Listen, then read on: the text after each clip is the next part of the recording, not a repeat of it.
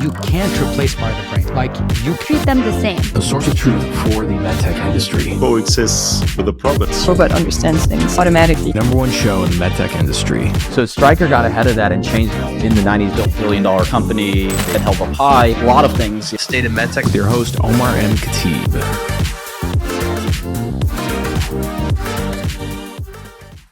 Hey everybody, welcome back to the show. I'm excited to join a good friend of mine today, Mano Iyer. So Mano is partner over at Sofinnova Partners, specifically at MD Start.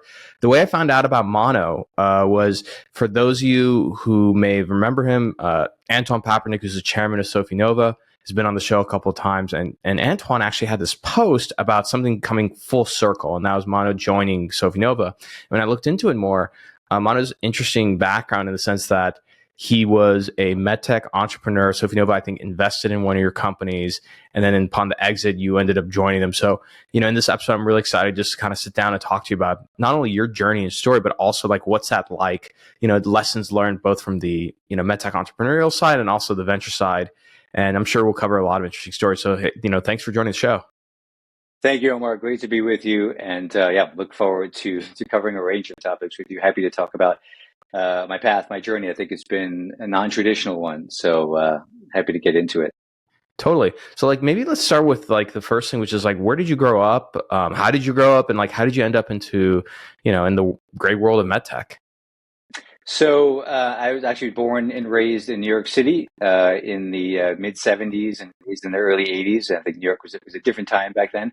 And, first generation Indian Americans, so have, Indian immigrant parents. And I think you get that immigrant upbringing, which is really, rooted in getting the best possible education that you can. Right. And of course, my family, they came to America, as many others did, in search of opportunity, right? In search of quote unquote wealth and trying to give their kids the American dream. So I think a lot of my background is rooted in that.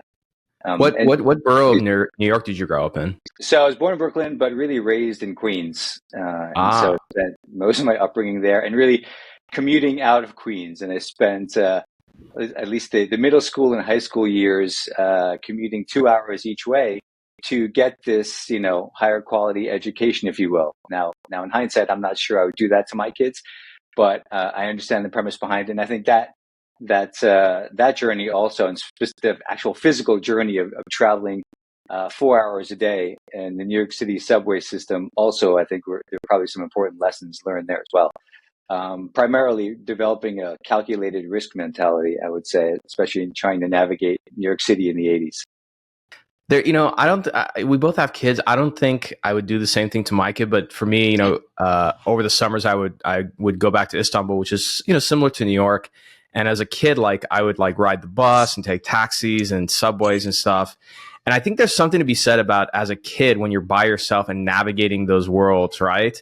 And learning, how to cut corners, who to deal with, who not to. So I think that's pretty interesting.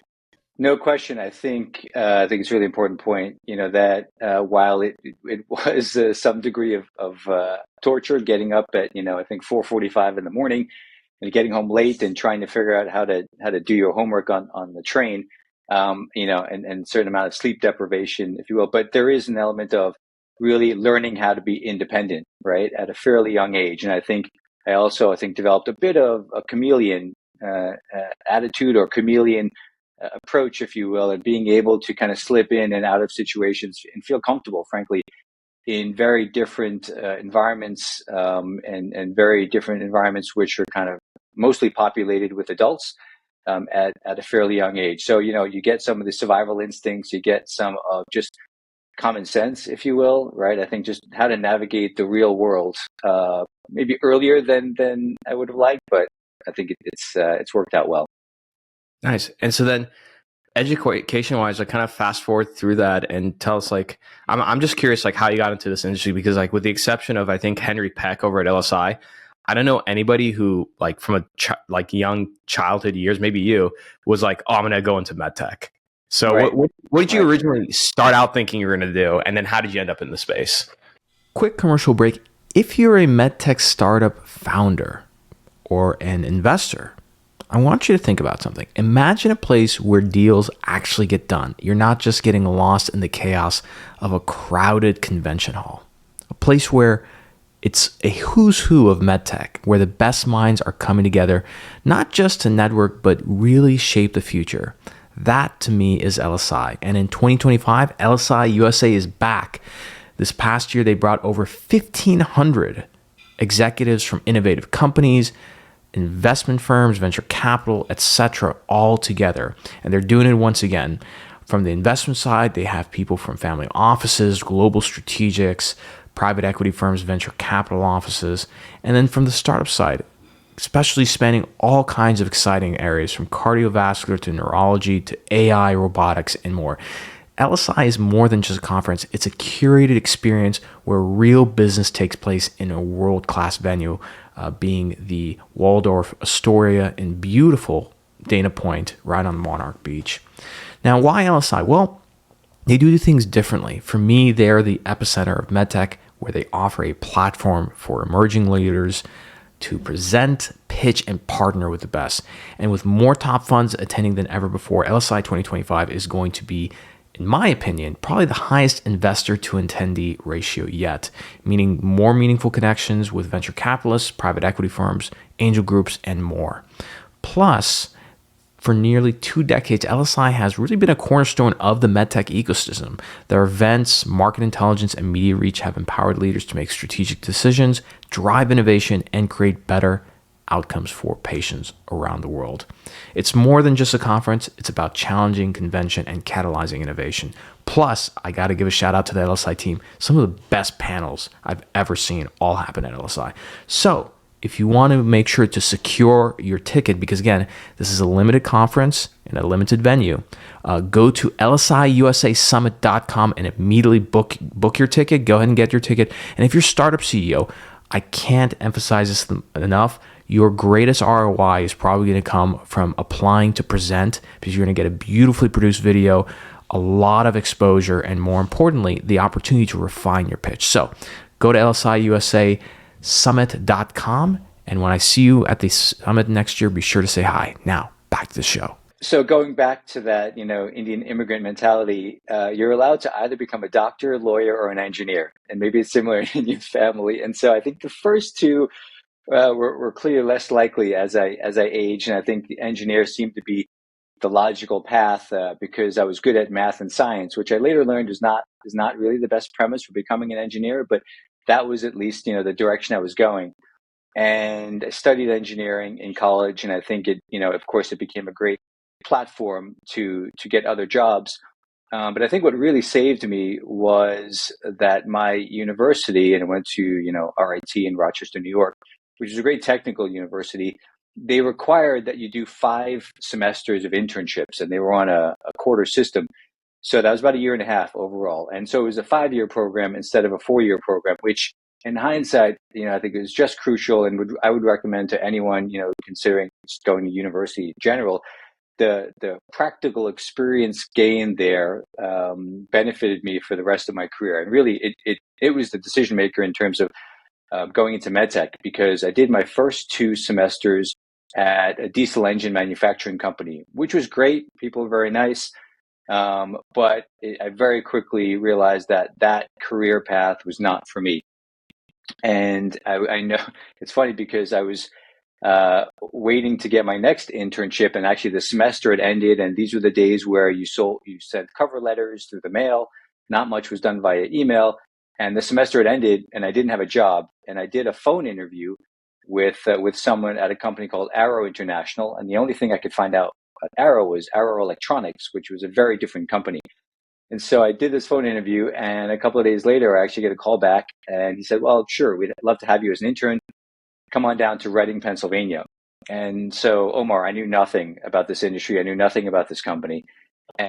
But I stepped into Arrow, and I found, a company that had been created by engineers, in Pennsylvania, who had figured out how to turn old threading machines and braiding machines and how to make guide wires for the medical device industry, and created, a brand around critical care sets and we're trying to expand and grow into $1 billion business at that time, which was a big deal. They had about a $300 to $400 million market cap at the time, but trying to invest in cardiovascular technologies. And so I joined there and very quickly realized that I could apply, in essence, common sense and a bit of engineering knowledge to develop products which were helping to save people. And for me, that was it. Right? I think I was sold from that point onward. And except for a short stint in consulting, which was perhaps a mistake, I've spent almost the last 30 years in the medical device industry. That's amazing. Now, going back to, I guess, like Recore, like, how did you start the company? Like, what was sort of the inspiration behind that? And for the listeners who aren't familiar, what does Recore do?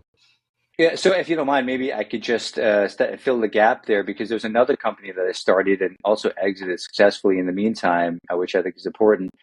So, I spent a few years with Arrow first, in Reading, Pennsylvania, working on, they had an LVAD program, they had an intra balloon pump program, and they had an electrophysiology program. And I spent most of my time on the EP program. And that becomes, I think, a tie that kind of, binds its way through the rest of my career and actually links later with Recore. But in between, I also wanted to get out and see the world. And the only place I could go with Arrow was to the Czech Republic. So I think, again, from a non-traditional standpoint, kind of how I ended up in the medical device industry, and then how I got to Europe, where I spent the bulk of my career. It was through the good fortune and the kindness of the senior engineers at Arrow who allowed me to move to the Czech Republic. And as in many situations, and critical to careers is finding the right mentors, right, and finding the right people to play long-term games with, if you will, right. And in this case, there's a gentleman named Tim Lanahan, who is the engineering manager at Arrow, and my first boss in 1995, who had moved to the Czech Republic to help set up a facility for them there. And, he invited me over, and it became him and I, in helping to develop kind of the R&D group and some marketing work there. And very quickly, we're kind of an island away from Reading, Pennsylvania. And it became difficult to get things done, at least to our satisfaction. And, Tim had an idea to start a business around doing outsourcing of development, of manufacturing, of regulatory to the early stage medical device community. And he had made some contacts to help set up a business in Germany, as well as in the Czech Republic at that time. And this is, 2000, literally the year 2000. And he invited me to come and start the company with him. And, of course, that changed the trajectory of my career. 26-year-old, right, moving from the Czech Republic, then to Germany to help, in essence, literally build a clean room with our bare hands and start doing development work, start doing manufacturing work for small companies as well as other inventors. It was kind of the early precedes of MD Start, if you will. And so we slowly built that business up and had a lot of challenges. They had the .com boom and bust. We had to raise money from friends and family, but we're able to stabilize the business over the course of about 4 years. And then I stepped out and went to business school, but stayed on the board. And he continued to build that business, and we brought on another gentleman to run the business and built it out over 20 years, actually, and ended up exiting nicely to Heraeus, a German multinational in 2020. So that's just a great story and just a great experience on building the service business, which is just a really challenging business from a number of standpoints. And I think when I look back at the business model that we initially planned, I think we finally got there, but it took about 10 to 15 years to get there instead of 2 to 3. Well, what was the thing that you learned, when you exit a company? I mean, so many lessons are often learned. What was the one or two main lessons you learned from that first exit that you had? Well, actually, I think that exit came after the Recore one. So, but I think they're different, right? In this respect, I think the service business, you really need to think about, as with all businesses, right? The people are critical, of course, in the beginning. Those early customers and how you're developing those relationships. I think you can really appreciate this from a sales standpoint. It is so much about relationship development when you're running a service business, right? Versus a product business, it's a different set of relationships. On the service side, it's you live or die based on your clients, right, and based on your customers. And I think there was a lot of that focus in the early days, which kept us alive. I mean, literally, there was, we had one customer that was 75% of our revenue, right? And we talked about for years of like, oh, we need to diversify. We need other customers, but that business kept on growing. And sometimes it's just really difficult to do that. And that's just the way it goes in the early years of a business. But that led to our success, right? It allowed us to invest back into the business and in ultimately creating our own products and building out the model that we wanted and trying to find a balanced risk profile with regards to R&D, manufacturing, regulatory consulting, as well as kind of developing our own products. Got it. So I did that for 4 years, and then I went back to business school and had the really good fortune of going to Stanford and being involved with the early days of the biodesign program there, taking the class, not fellow. What made you at this point in your career? I'm not anti-business school, but I'm definitely not pro. I think it has to make sense for you. I think too many people these days who are like, stuck in their career and they don't know what to do. They're like, oh, let me just go to business school. And I'm like, don't go into debt. Yeah. So a great question. It's a great point. What were the main reasons you chose to go into business school? And again, I want to point something out to the young people who are listening. I think some people are going to have an issue with what I just said. What I'm about to say is that if you decide to go to business school, I think that you have to aim to go to a top 25 school.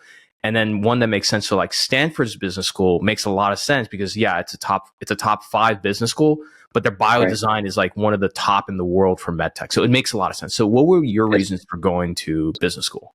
I think I'm actually going to validate what you said and I actually agree with you on many points. I think in hindsight, of course, I think the people that got the most out of the program were the ones who came in knowing what they wanted to do already and what they were trying to do with it. And I think I at some point I think was questioning whether I wanted to stay in medtech. I think the service business was a challenging one, but rewarding. And I think I felt like I wanted to try out perhaps something slightly different, or go back and start a product based company. And at that point in time, I felt like business school could still hold value for me from an education standpoint as well as a networking standpoint, frankly.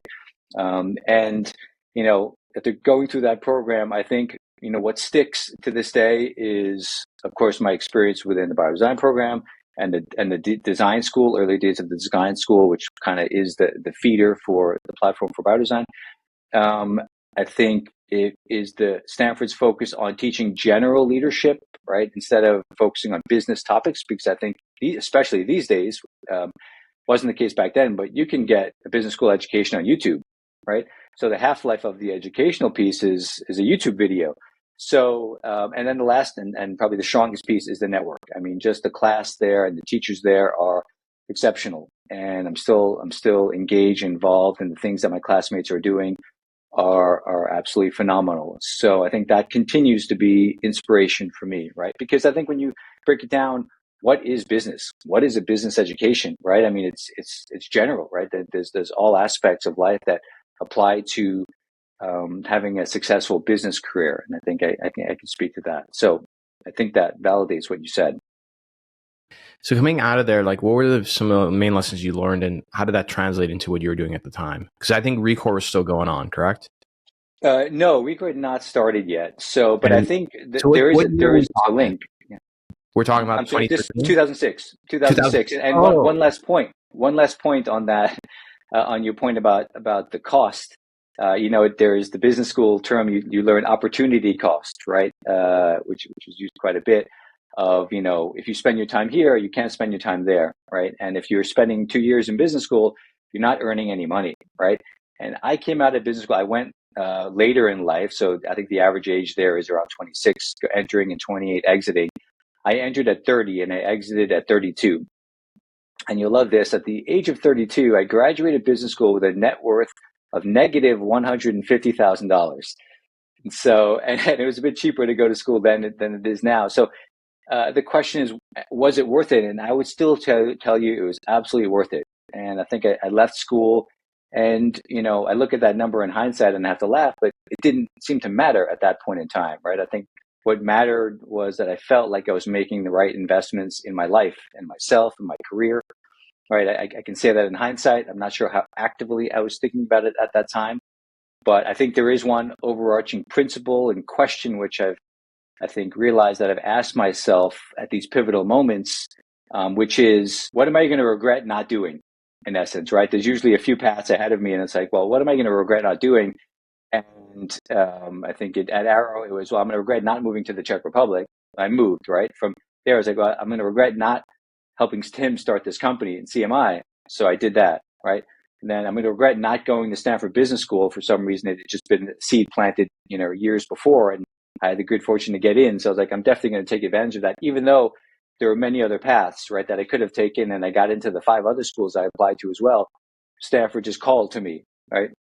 And so coming out of school, right, I took a job in consulting in London because I was trying to get back to Europe for a relationship, but it wasn't the ideal opportunity, but it felt like that's what I needed to be doing at that point in time. And from that, because I was there, I was put in touch with Antoine at Sofinnova at the end of 2007, and that's through Tim, who I mentioned earlier on. We started a company together, my first boss, as well as Gerard Hasquet, who's been a venture partner at Sofinnova for many, many years, a very experienced medtech entrepreneur. We had met because he had sold his company to Arrow while I was there, and we traveled around Europe together marketing his product in 1999, 2000. And the two of them had been in touch with Antoine about starting MD Start, right? There was this opportunity for really trying to create a fund to invest in very early stage medical device opportunities. And, the premise was there's been tremendous medical innovation in Europe going back hundreds of years, right, to the microscope, but it was always getting developed and commercialized in the United States. And why couldn't we do that here in Europe? And so we helped raise some funds to do that. And, go over the course of the last 15 years or so, 13 companies have been created. And I think that the team that's there now has just created an early stage medtech powerhouse. But in parallel with that, I identified this opportunity, which became Recore. And that link actually goes back to the early days of Arrow in the late 90s, when I worked on electrophysiology. So I got my feet wet in looking at energy-based devices, microwave ablation, RF, cryo, laser, and got a sense of the pros and cons of each of those. And then when I was working at CMI, we did some work with some companies that wanted us to develop ablation systems for them. And then when I was in business school, I did an internship with Philips, and they wanted me to look at the electrophysiology market for them because I'd done work in electrophysiology for the previous year. So it's a bit of that Steve Jobs 2005 commencement speech when he talks about connecting the dots in his life. I mean, I can do that in hindsight, but because of those previous experiences, when I joined Sofinnova and I saw this company come and present their ultrasound ablation technology, I said, that's a great technology. I'd love to utilize that for a different indication. And that became the basis for Recore. So this was 2008, and it was the global financial crisis. And so, I was an entrepreneur in residence, in essence, working with Antoine, looking at new medical device opportunities. I was helping Jacques again and the team at CoreValve because Jacques was interested in the mitral valve and supporting some early development work he was doing there. I was helping, Tim and Gerard launch MD Start. And I come across this opportunity, which I say, well, and then talking with Antoine, it's like, is there something we can do with this technology? And he said, well, why don't we buy it out of bankruptcy? Which was a bizarre concept because the company was based in Long Island in New York, and I'm from New York, so I know you don't have medical device companies on Long Island, but this one happened to be, and it had raised a lot of money over the course of 10 years. But unfortunately, we're struggling for various reasons, during the 2008 crisis, and couldn't raise money. And so over the course of about a year and a half, we were able to buy the assets out of bankruptcy and create Recore. And, Antoine and Jacques again invested in me to launch this company. So it was an exciting time. When you look back, so I think what I get excited about hearing is the moment the idea happens, right? Which is you looked at something and you saw something. You looked at the technology and you saw something that other people didn't see there, right? Mm-hmm. If you go back to that moment, do you remember what were you thinking? How did you extrapolate that technology to its current iteration? right? Like what in your past sort of influenced that? Because I think that's me personally, and I'll tell you, I want to just dig into this for a second. This is part of the reason why I have this show, is that I think that when we amplify exposure to different people, different technologies, then you kind of foster an environment for like new ideas to kind of come to fruition. I think that's like one of the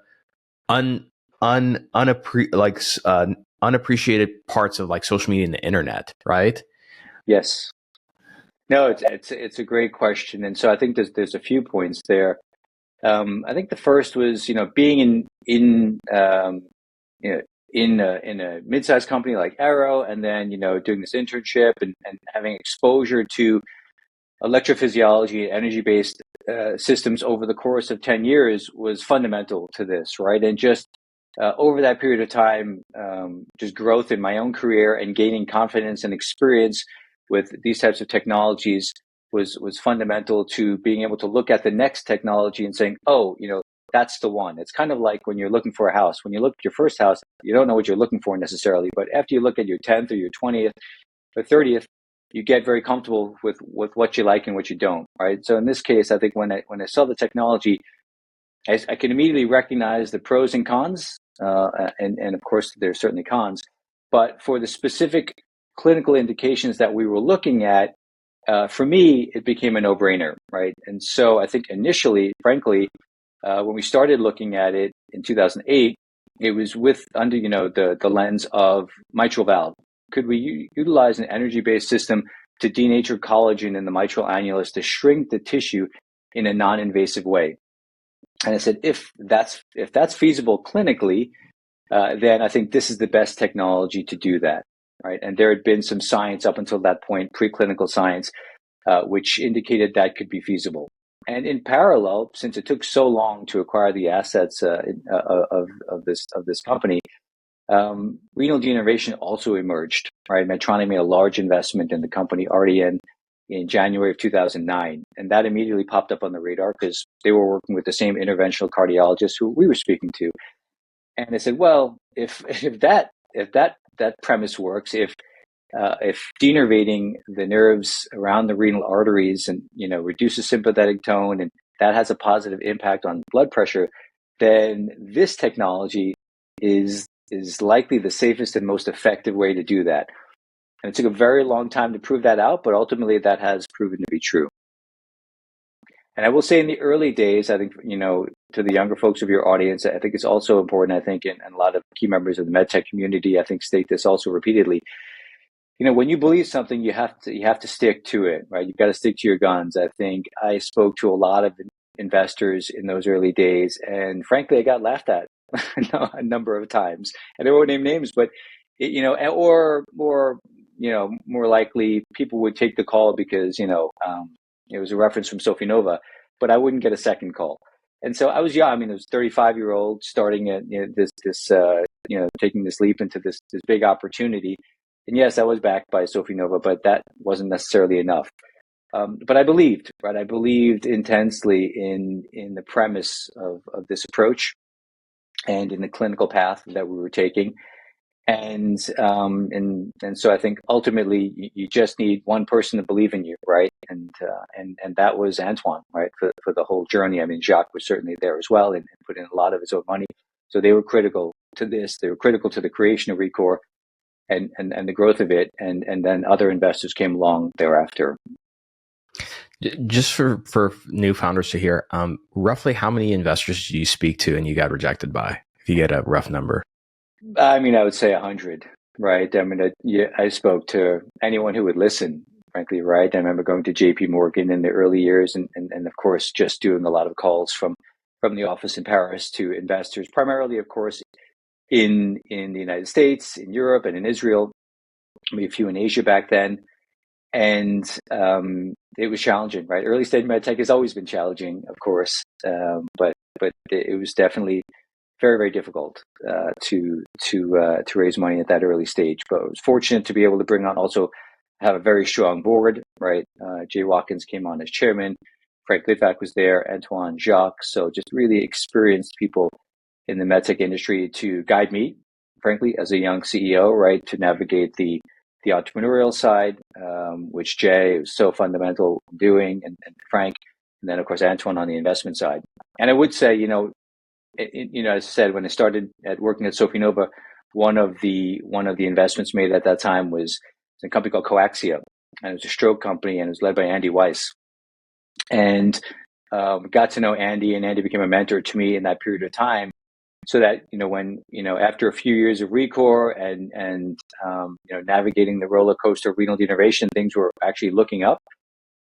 Except that we needed to raise money, and we had gone through an M&A process and didn't work out as planned. At the end of 2012, needed to raise money into what seemed to be a growing opportunity.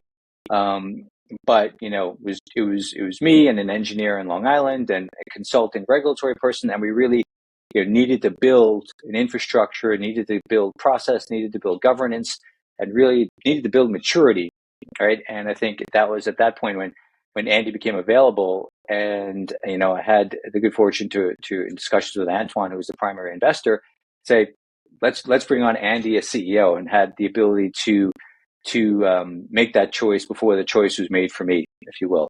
And that was probably one of the best decisions of my career, right? Andy was tremendous and had a very successful career up until that point. And he joined as CEO, and I think he could have, very easily let me go. He could have, put me in any position.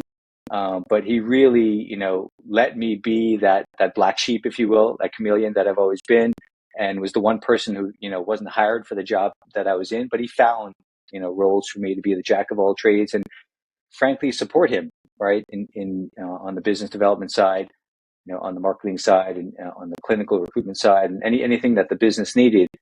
And I think that ultimately led to our success over the course of the next decade. Awesome. When you say, why do you call yourself a black sheep? Well, it's funny. I joke with my family because, like I said, my family moved to America for to the land of opportunity to find that. And then I left and I moved to Europe to find opportunity, right, for myself. So I'm a bit of the black sheep in the family in doing so. But, I say it in a loving way, right? I think there's nothing negative about it in that regard. I think and in this case also, right, doing something, trying to do something different, and trying to think a bit differently, sometimes being a contrarian, right, is critical, right, especially on the early stage medtech side, when you're trying to look out years, frankly, looking at the development cycle and how long things take. You need to be way ahead of a curve, right? You can't start a new tricuspid valve technology today. Maybe you can, actually, but you need to do it for the right reasons, right? You need to be years ahead of where you think the world and the field may be going. So no, that makes sense. And I'm wondering, like, so after this journey as a medtech entrepreneur, how did it come about that you went back into Sofinnova, like essentially as a partner, right? And what was right. what was that conversation like? So, Recore, we had the good fortune to raise money from Otsuka, a Japanese pharmaceutical company that was looking to expand into medtech, and they initially met them in 2012, and they invested a few years later, and ultimately acquired the company after we had strong clinical data in 2018. And they stayed on for a few years through a transition with them, and of course, COVID happened and delayed things a little bit, but ultimately, Recore was able to get FDA approval and is marching forward in advancing that therapy, which I'm really proud of, right? And they got FDA approval last year. I stepped out at the end of 2021, and the family and I took a 6-month journey in a camper van across America. It's just one of those things that you have to do in life, and then moved back to Europe, and I moved back to the Netherlands, and to give my girls some exposure to their European heritage. And frankly, was looking at what I should do next. Of course, I had stayed in touch with Antoine. Of course, I had stayed in touch with Anne, right? Anne Ostois, as part of MD Start. I had met the other members of the team, Cecile and Marion, and just thought incredibly highly of them and what they had built and what they had developed over the past 10 years with MD Start's funds 2 and 3. And so, frankly, when they called, they said, hey, there's opportunity to help support what we're doing on the early stage medtech side of things. It's a no-brainer, right? I think, as I mentioned, so much of your career becomes playing these long-term games with long-term people. And that's exactly what Sofinnova is, right? A 50-year-old venture capital firm, the oldest in Europe. and as well as what MD Start has become right now. Surviving 15 years in I think a really challenging early stage medtech system, been able to create 13 companies and have 2 exits and have the remaining companies still be alive and thriving and growing, I think says a lot, right, about what the team has been able to accomplish. And so, they just created this foundational medtech ecosystem in France, right, and in Paris, built a very strong network of contacts, and just shows you the power of what a few smart, passionate, motivated people can do, right? And they're just constantly pushing me and that field intelligently and positively forward, right? And I think I wanted to be a part of that. I think it made so much sense, right, for me. What is the difference between what it takes to be a good medtech entrepreneur versus a good medtech investor? So, I think from an entrepreneurial standpoint, I think we spoke a bit about some of the things I was looking for in my opportunities for CMI and Recore, right? It is something based on, you need to have just some foundational experiences which kind of help guide you and give you a sense of what you're interested in, what you're good at, right? Where you can apply your skill sets and kind of what the market values. I think it's the ikigai, right, from Japan, that system of the 3 areas, that where is that overlap for you, right? And finding your purpose, I think is a big issue for me and question for me on a daily basis. So I think when you have that, I think you have some of that guidance of where you want to invest your time, right? Where you want to invest your mind share, right? And one of my favorite professors said, those are your values, right? Where you invest your time, money, and your mind share. And where you do that is kind of, what drives you, right, on that side, because there's no question you're going to have very difficult days, right? As an entrepreneur, as a medtech entrepreneur, as an early stage medtech entrepreneur, it's the only guarantee, right? In this process, it's just a constant set of problems that you need to address, or challenges that you need to overcome. So you really need to be in love with the opportunity you're tackling, because you need to be willing to continue to push forward, right, and find that way or make that way forward. So I mean that's critical, and of course the classic words of perseverance and grit and just working smartly are crucial here. And on the investor side, I think of course Antoine's just done a tremendous job here. I think Anne, Cecile, Mary, and the team that the ideas they've invested in for MD Start have proven to be just great ones, right? And I think when I joined Sofinnova in 2008, what I really enjoyed is as being at this intersection of ideas, right? And I think you mentioned it earlier, as you are sitting there and there's just so much deal flow coming in, and you're analyzing opportunities at different stages, as well as different therapeutic targets, you're able to integrate that, right? And so that when you see the next opportunity in area, after you've seen 4 or 5, right, in certain things for structural heart or for spine stimulation or neuromodulation, what have you, you start to see some patterns that perhaps others don't see, right? Or you hope you're choosing the right patterns. And I think that all of those things make you a better investor, make you a better entrepreneur, frankly.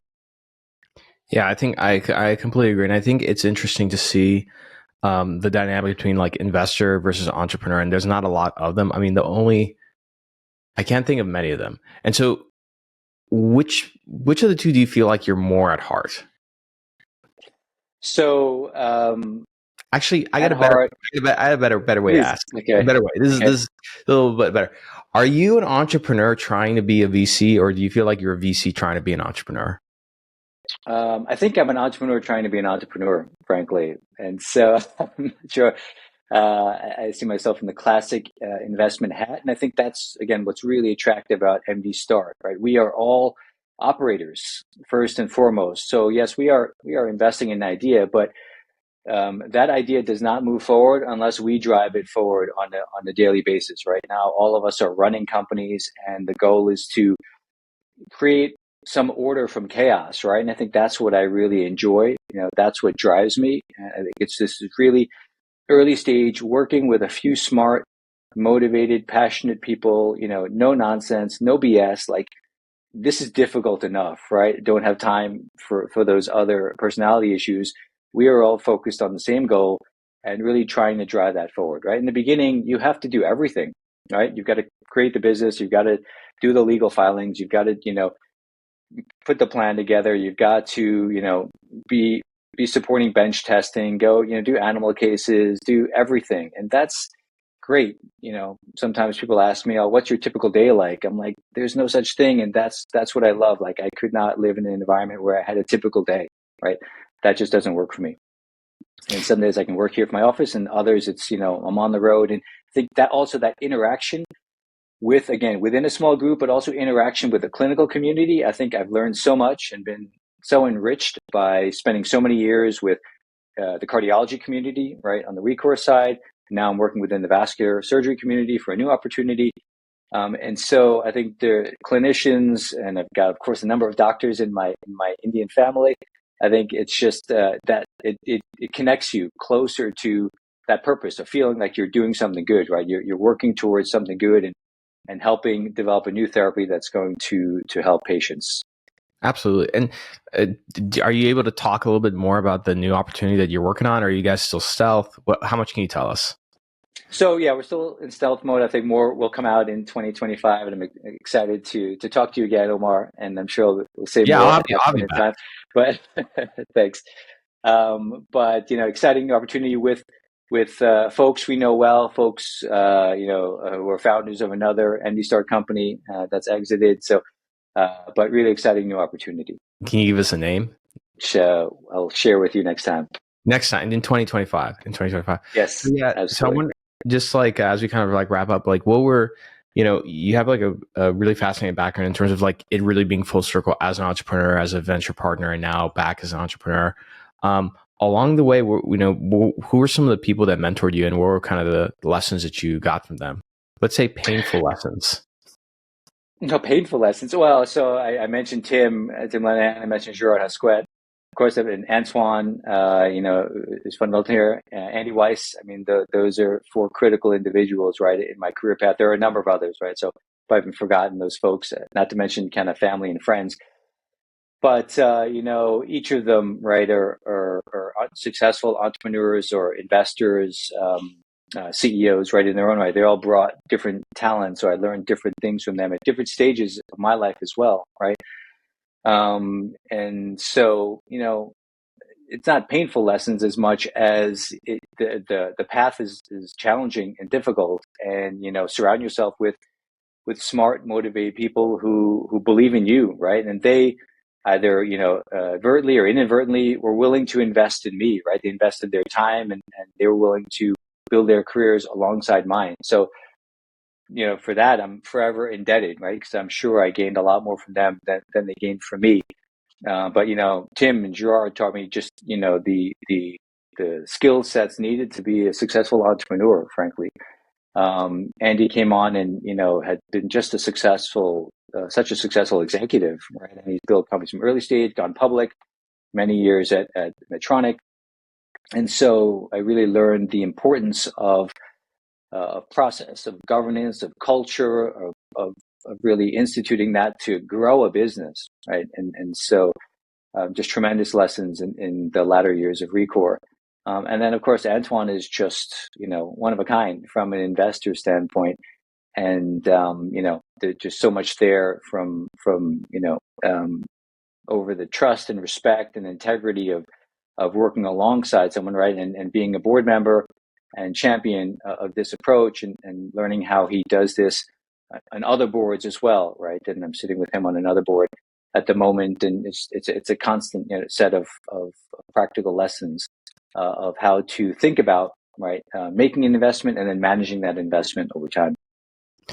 When it comes to like selecting your board, it's I think it's one of those things that is often overlooked. People just think, I don't want to say people, but I often hear people thinking about who can give the most money and who has like the biggest name. Let's put them on the board. But when it comes to selecting a board, what's your advice to like younger and newer entrepreneurs in terms of selecting the right board members? So I think you really need to look at, what gaps are you trying to fill, right? What experience do you have and what experience do you need on your board, right? And I'm thinking about kind of, another early stage company I'm on the board of now.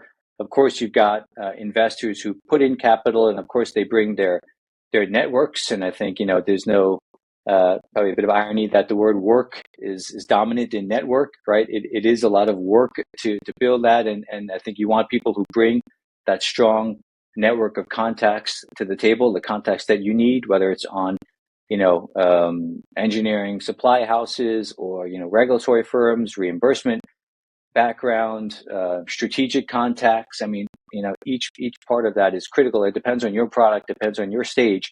And I think you want to think about how you can fill that out, right, in the board that you have, as well as at least one person who really understands what you're going through on a day-to-day basis. And I will say, we haven't touched on really the mental health side of things, but I think, that's something that's more acceptable to talk about now than it was 20 years ago. And I think it's lonely right at the top. And I think it's important that everyone finds a way to manage, their mental and physical health as part of this, right? It's a marathon with a series of sprints, right? As I think about it, and you need to do what you need to do to make sure that you remain healthy along that journey.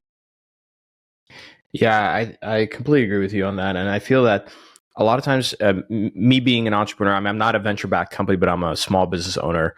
But I think that being an entrepreneur, it's very much like being a pro athlete in the sense that you have to be able to, focus on, as you guys can hear my kid in the background. I can't wait for him to turn 20 years old and I can play these episodes for him and be like, you see what your father had to put up with? Don't rush it, right? Enjoy this time. No, totally. It's being a dad is probably the best thing that's ever happened to me. But well. anyways, what I was saying was like, not only focusing on like your nutrition and your fitness level, but your mental health and how important that is, because like you're essentially trying to optimize your performance, right? And I think that a lot of times entrepreneurs just like grind. And I think we're getting away from the days of bragging about how hard you're working and the amount of like sleep you've lost and stuff, that those are like really not things to be proud of. Yeah, 100%. I think we talked about investment. We talked about time, the criticality of it. I would say the real gains in my life have probably come from the investments I've made in myself, right? In education and mental and physical health. And I think I appreciate that much more now, right? As I just turned 50 this year. And, everything hurts a lot more than it did when I was 20, 30, or 40. So I think to the extent that, folks can front end that and do a better job than I did, back in their 20s and 30s and 40s, then I would highly recommend it, right? I think that's definitely paid off the most, both from a health standpoint as well as from a career and financial standpoint. Yeah. What about books? Have there been any books that have sort of influenced you, both as an entrepreneur, as an investor? And they don't have to be necessarily business books, but I'm wondering, like, what kind of books had an influence on your life? Because I see over your shoulder, you have a bookshelf in a library like me. So what books come to mind? Oh, great question. I mean, I think there's, I do a lot more audiobooks now because I find it harder to read, right? So I'm listening to a lot more things. I think there's, some of the recent ones, I'd say, Die with Zero, something I've heard this book, which I think just speaks to, how to spend your time, right? And how to spend your money and how to think about it differently than others think about it. I think just definitely more on the philosophical side. I'm drawing a blank on the book I want to talk about. What's the cover? Finding a purpose. Take a second to look it up. And by the way, I'm at Die with Zero to my library to purchase. 5,300 5-star ratings, which is really impressive. No, it's there's also, when I mentioned I did the 6-month camper van trip, and I would say I used that time to focus on the things that were fundamental, right? What I felt were fundamental in life. It's like, well, what do I need to do to stay alive? And so if I don't breathe, then I'm going to die. So I read the book Breath, which is fun. It just talks about the fundamentals of breathing, and then it's like, well, if I don't sleep for 3 days, that's going to have a negative impact, and also I may die. So I read a book on sleep, and I forgot the exact name, but I think it was a British author, and I think it's probably one of the feminine books on sleep right now. And then I read a book on habits. Right, there's a big book on focusing, and I think there's a number of books on that, but I forgot the name. So I'm sorry, I'm drawing a blank on the actual book names, but I focused on these fundamental things. Is a sleep book Why We Sleep? Yeah, I think it was Matthew Walker. Yes, that's right. Yeah, yes. I think he was on Joe Rogan. He had a really good episode. Yeah. But yeah, it's super. I think like I'm personally really into biohacking and optimizing my fitness and health. I guess that's what happens when you get into your mid to late 30s. You start getting into this stuff. But I'll tell you, like, the two things I've identified after interviewing so many people and reading all these books is that if you just optimize your sleep and reduce your stress level, that's kind of the Pareto for like a lot of things. It's yeah, absolutely. I couldn't agree with you more. I mean, I definitely listen to a lot of Peter Attia and Andrew Huberman right now, just from a quality of life standpoint, right? And I think just to say on the biohacking piece, like I wanted to get a proper sleep schedule, a proper eating schedule, a proper exercise schedule. And I can't say that it's far from perfect, and every day is a battle. Proper meditation schedule, mindfulness schedule. But I think it's definitely much better than it's ever been. I think that plays a huge role in just being able to be an effective entrepreneur, right? I think I can't speak enough about that. The other book I was trying to think of was Man's Search for Meaning, right? So Viktor Frankl. That's such a good book. And what's sad is that it's such a short, the book's like barely 130, 140 pages, but it is a powerful book. It's one of those top 100 books of all time, you know? Right. No question. And I think, as I think about as a age here, you get to this stage in life of like, what's important to you, right? And another book I would mention, which I think was critical at this phase, was a book called Transitions. And it does speak to these different kind of periods of your life, of kind of 0 to 18, and then, 18 to 30 something, where you're trying to prove yourself to the world. And then between, mid 30s to early 50s, kind of what is your purpose, right? And then and thereafter. So I'm kind of in that purpose stage of how do I appropriately kind of give back, right, if you will, to the world in a meaningful way. No, I love it. And yeah, that's another book, Transitions by Will Bridges, correct? Yes, exactly. And I think it was written in the 70s in San Francisco, but still incredibly applicable to life today. And he was definitely ahead of his time. I think he was trying to put words around what was being defined as a midlife crisis. And you realize it's not a midlife crisis. This is just, you go through periods of your life, and every culture has its different ways of transitioning people to different phases of their life, of, when a boy becomes a man, or people get married, and they have these significant traditions. But nothing was covering this period in midlife where you're going from, kind of having proven your worth to society to wanting something more, right? And having and searching for that meaning. And frankly, going back to that full circle to the initial immigrant story, I think my parents were so busy putting food on the table, they didn't have the luxury of thinking about, what was their purpose, other than, making sure their kids were clothed and well fed and getting a good education. And frankly, I have the luxury, right, of being able to think about that now. So I feel incredibly fortunate to speak with you about this and be a part of Sofinova and MD Start and trying to do something good, right, for the MedTech community and kind of and look ahead and get back. Absolutely. Yeah. And I think part of the best part about being alive today is that because of our ability to get exposed so easily to so much information via audiobooks, social media, podcasts, etc., I think that's half the battle, which is just getting exposure to the information and the ideas for you to change. So, Mano, I can't thank you enough. Thank you so much for coming on the show. Can't wait to have you back in 2025 so you can talk more about Tulip. And in the meantime, people can find you where online? No TikTok channel, I imagine.